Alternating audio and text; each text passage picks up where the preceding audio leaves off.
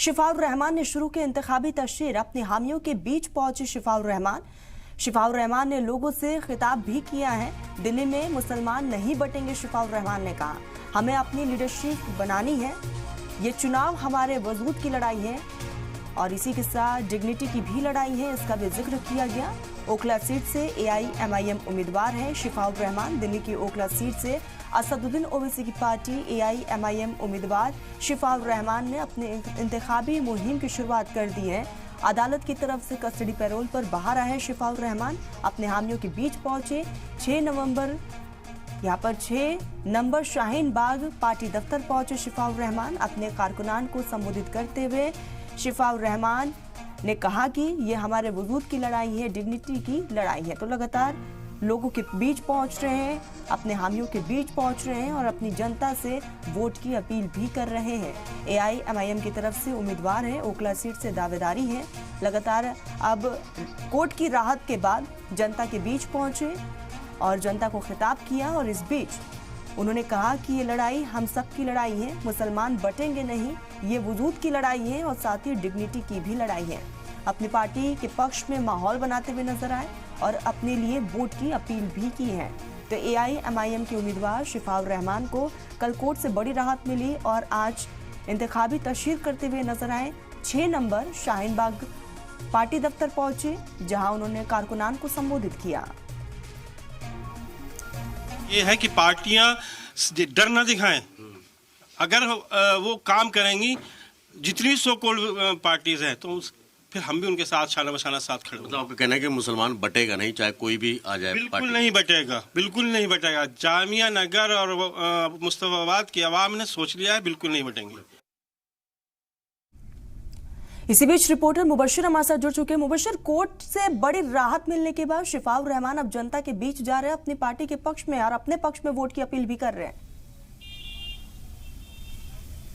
बिल्कुल तरन्नुम, देखिए आज सुबह तकरीबन 7:30 बजे के आसपास जब शिफाउर रहमान घर पहुंचे, पहले अपने अहल खाना से मुलाकात की, उसके बाद जो उनके कार्यकर्ता हैं, समर्थक हैं, उनके चाहने वाले हैं, उनसे मुलाकात की और तकरीबन 11 बजे 11:30 बजे के आसपास वो अपने पार्टी कार्यालय जो शाहीन बाग 6 नंबर ठोकर पर है वहाँ पर पहुँचे। वहाँ पर जितने भी कार्यकर्ता जो उनके लोग थे उनसे मुलाकात की।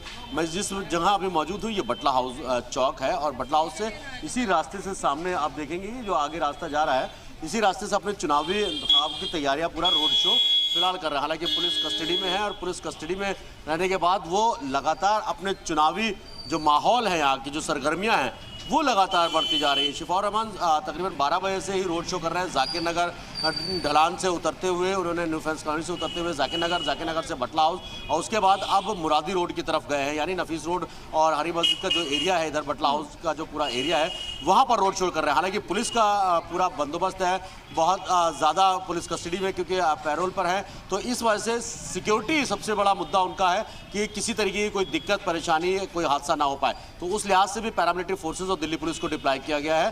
साथ ही साथ लोकल थाने की जो पुलिस है उनको भी डिप्लॉय किया गया है। शिफाउर रहमान अब अपनों के बीच पहुंचे, अपने इलाके के बीच कहते हैं कि शिफाउर रहमान इस इलाके में पिछले 35 साल से यहाँ रहते चले आए। जामिया से उनका वास्ता है, स्कूल हो, कॉलेज हो, सब जामिया से किया है और जो alumni association of Jamia Millia Islamia है या आज़मी जिसको कहा जाता है, उसके प्रेसिडेंट भी हैं। यानी एक बड़ा ग्रुप, बड़ा तबका जो है वो शिफाउर रहमान के साथ खड़ा होता नजर आ रहा है फिलहाल। जी मुबशिर, और ऐसे में आज पार्टी दफ्तर भी पहुंचे, कारकुनान को उन्होंने संबोधित किया। एक बहुत बड़ी बात उन्होंने कहा कि ये लड़ाई डिग्निटी की लड़ाई है। अब बिल्कुल, देखिए साफ तौर पर जब सुबह हमने उनके घर पे उनसे बात की तो उनका साफ तौर कहना है बिजली हो गया, पानी हो गया, सड़क हो गया, ये मुद्दे बिल्कुल रहेंगे और इसको ये पूरी जिंदगी रहेंगे, इनको पूरी तरीके से आप खत्म ना कर सकते हैं। लेकिन यहाँ पर खास तौर पर मुस्तफाबाद और ओखला विधानसभा में 2 सीटों पर MIM चुनाव लड़िए करे और पूरे हिंदुस्तान में जिस तरीके से CA NRC प्रोटेस्ट के बाद उनको जेल भेजा गया था, उन पर कई सारे आरोप लगे, कई सारे मुकदमे दर्ज हुए, उसके बाद पिछले 5 साल से वो जेल में है। ये कहा गया कि उनके कि हमारे वजूद की लड़ाई है, यानी मुसलमानों का एग्जिस्टेंस है या नहीं है सेकुलर पार्टियां वोट जरूर मांगती हैं, वोट लेती हैं, उसके बाद भूल जाती है मुसलमानों को। तो ये मुसलमानों के अपने वजूद की लड़ाई है, ना कि किसी मुद्दे की लेकर लड़ाई है। साफ तौर पर उन्होंने अपने भाषण में भी कहा, और जो अब अपने मुखातिब हुए अपने कार्यकर्ताओं से और लोगों आम पब्लिक से, उन्होंने कहा कि अपने वजूद को बचाने की लड़ाई है, क्योंकि CA/NRC का प्रोटेस्ट मुसलमानों ने जोर तरीके से पूरे हिंदुस्तान में, और शाहीन बाग वो एक इलाका है जहां पर पूरी दुनिया में ये इलाका मशहूर हुआ, और साफ तौर पर ये कहा गया कि यहां से एक मैसेज पूरी दुनिया को गया CA/NRC के प्रोटेस्ट के वक्त में। तो वो वजूद की लड़ाई लड़ने के लिए खड़े हुए हैं।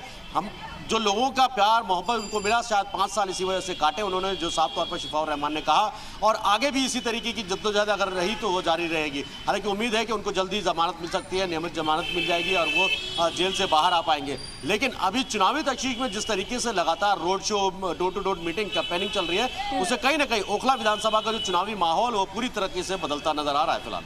मुबश्शिर, शिफाउर रहमान अपने अब हामियों के बीच है, अपने पक्ष में वोट की अपील कर रहे हैं, एक कोर्ट से बड़ी राहत भी है, और ऐसे में अब वहां की आवाम का क्या रिएक्शन सामने आ रहा है, जनता क्या कुछ कह रही है?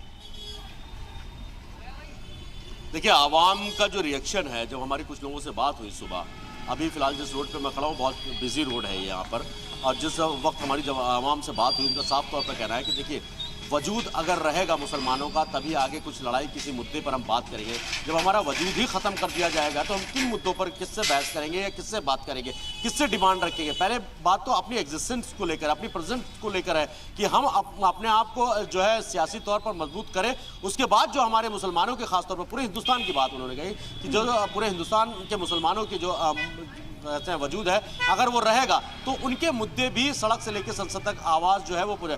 सेकुलर पार्टियां वोट जरूर लेती हैं, जब चुनाव आते हैं सब मुसलमानों के हितैषी अपने आप को बताते हैं, खैरख्वाह बताते हैं, लेकिन चुनाव होने के बाद चाहे मॉब लिंचिंग हो, चाहे दूसरे तरीके से हो, नाजायज़ जेलों में बंद होने के वजह से हो, नाजायज़ मुकदमे हो, ये सब चीज़ें मुसलमानों पर थोपी जाती हैं, लगाई जाती है। तो ये एक बड़ा मुद्दा है कि पहले तो अपना वजूद बचाना है, वजूद बचेगा तो हम अपने हक की लड़ाई आगे लड़ सकते हैं।